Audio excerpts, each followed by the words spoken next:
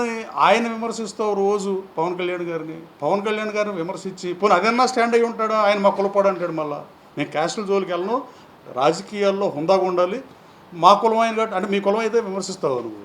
పవన్ కళ్యాణ్ గారు ఇంకా ఆయన మంచితనం నువ్వేదో చేగువీరా నువ్వు అనుకుని మాట్లాడితే కరెక్ట్ కాదండి. పవన్ కళ్యాణ్ గారు ఒక చిటికేస్తే జనసేన జంజీస్ తాట తీస్తారు.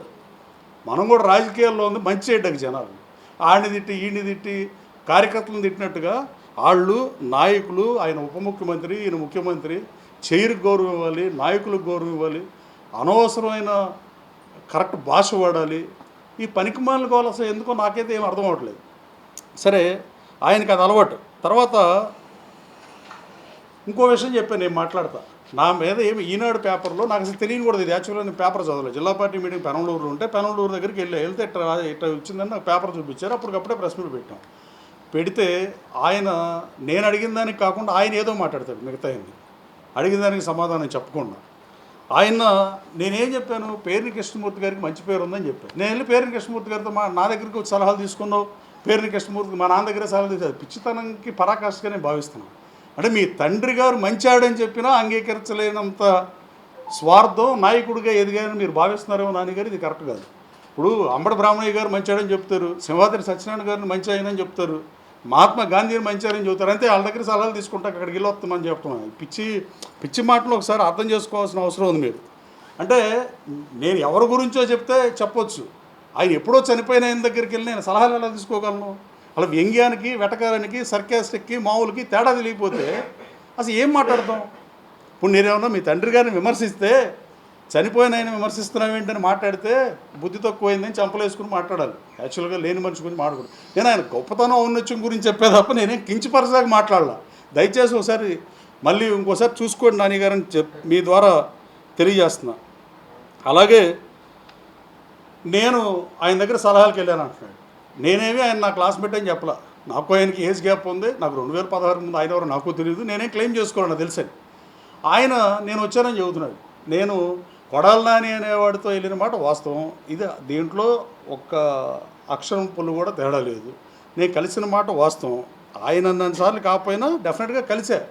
అసలు నేను కలవడం కాదు, నువ్వు కలిసావు. నువ్వు మంత్రి వచ్చినప్పుడు ఎక్కడున్నావు? ఇదే బిల్డింగ్లో పై ఫ్లోర్లో నువ్వు కూర్చుంటే నీకు కొడాలి నానికి ముందు ఫోన్ వస్తే 11ంటికి ఎప్పుడో సబ్జెక్టు కరెక్షన్ 11:30 దాకా నీకు ఫోన్ రాకపోతే నీకు మంత్రి రాదని బాధపడ్డావు. నాకు రాదులే ఇంకా నాని ఒక్కడికే వచ్చిందని.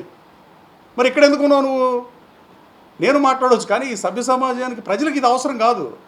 అలాగే మా స్వగ్రామం వచ్చావు నువ్వు. అసలు నేను మీ దగ్గర సలహాలు తీసుకున్నాను. ఎస్, మీరు సీనియర్ రాజకీయ నాయకుడిగా సలహా, కానీ కేడీసీసీ బ్యాంక్ చైర్మన్ ఎలా చేయాలని నీ దగ్గర ఎప్పుడు సలహా అడగల, లేదా గన్నవరం అభివృద్ధిని ఎలా చేయాలని నేను ఎప్పుడు సలహా అడగల. రాజకీయాల్లో ఉన్నప్పుడు పిచ్చాపాటి 100 మాటతో నువ్వు సీనియర్ లీడర్ కాబట్టి సలహా ఎస్ అడిగాను అనుకో. అడిగాను, దాంట్లో మొహమాట ఏముంటుంది? ఏదైనా టఫ్ సిచ్యువేషన్ వచ్చింది. కానీ నేను నిన్ను నమ్మా. నేను కొడాలి నాని అనేవాడిని నమ్మితే గొర్రె కషాయాన్ని నమ్మినట్టు నేను కొడాలి నాని నమ్మా. కొడాలి నాని ద్వారా పరిచయం నిన్ను కూడా నమ్మా. నేను చెప్పదలుచుకోలేదు, కానీ ఎవరో వద్దు. కానీ అదే పరిస్థితిలో కొడాలి నానితో పాటు ఆర్ఎన్బి గెస్ట్ హౌస్కి వచ్చేది నాగరాజు చెప్పేది ఉంది, నేనే ఒప్పుకుంటున్నా కదా. అలాగే కొడాలి నానితో కలిసి నేను గన్నవరం కాకపోయినా నేను గన్నవరంలో పోటీ చేసి నేను అడిగా మన ప్రెస్ మీట్లో, నన్ను గన్నవరం ఎందుకు పంపిస్తాం? మీరు పెద్ద నాయకులు, మహోన్నత నాయకులు, మీరు ఎక్స్పీరియన్స్ ఉంది, experience is greater than teacher అయ్యా, మీరే పోటీ చేయపోయారా? నువ్వో గుడివాడ అతను పోటీ చేస్తే గన్నవరంలో సరిపోయేది కదా, నన్ను ఎందుకు పంపించారు నాన్ లోకల్ కానీ అడిగా. దాంట్లో నేనేమో సభ్య సమాధానం దించుకునే తలదించుకునే విధంగా నేను భాష మాట్లాడలా, నేను బూతులు తిట్టలా, నేను మంచిగానే చెప్పా. కానీ నాకు తర్వాత అర్థమైంది ఏంటంటే, ఎవరైతే నాకు నువ్వు సలహాలు ఇచ్చారని చెప్తున్నారో దానికి థ్యాంక్ యూ.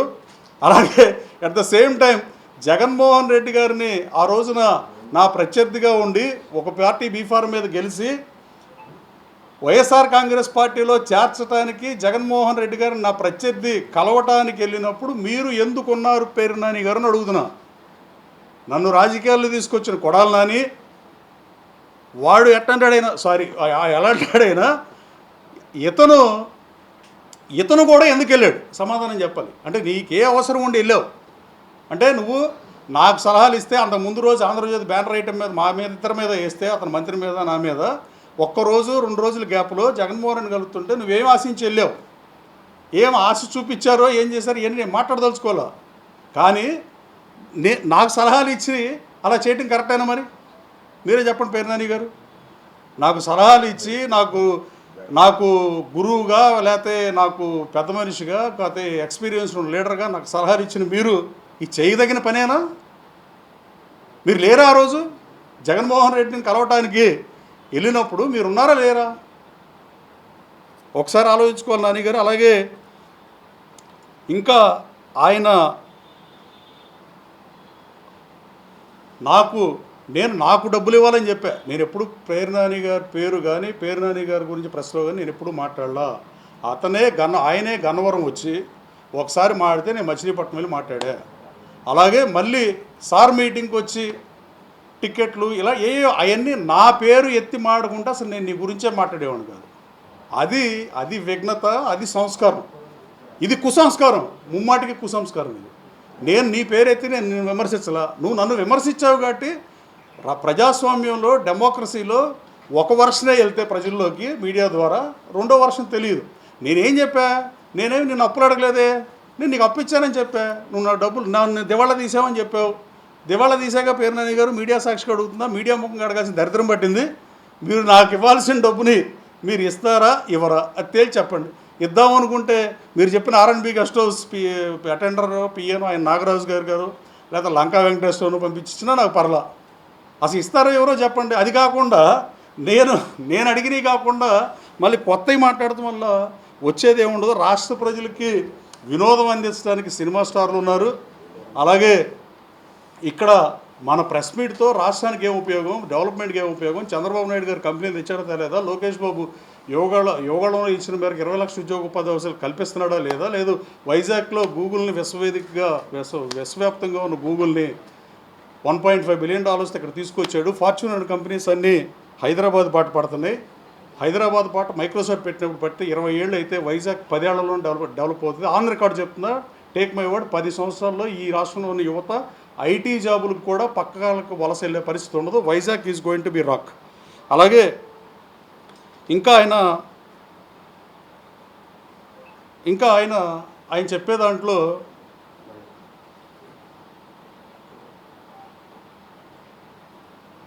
ఆయన ఇంకా నేను అడిగిన దానికి సమాధానం చెప్పకుండా అలా మాట్లాడాడు. అలాగే చివరగా వైసీపీ ప్రభుత్వం నాపై తప్పుడు కేసులు పెట్టి, లోకేష్ బాబు పాదయాత్రలో SC/ST కేసులు పెట్టి ఇన్ని చేస్తే, గతంలో కూడా మీరు ఒకసారి ఆలోచన చేయండి.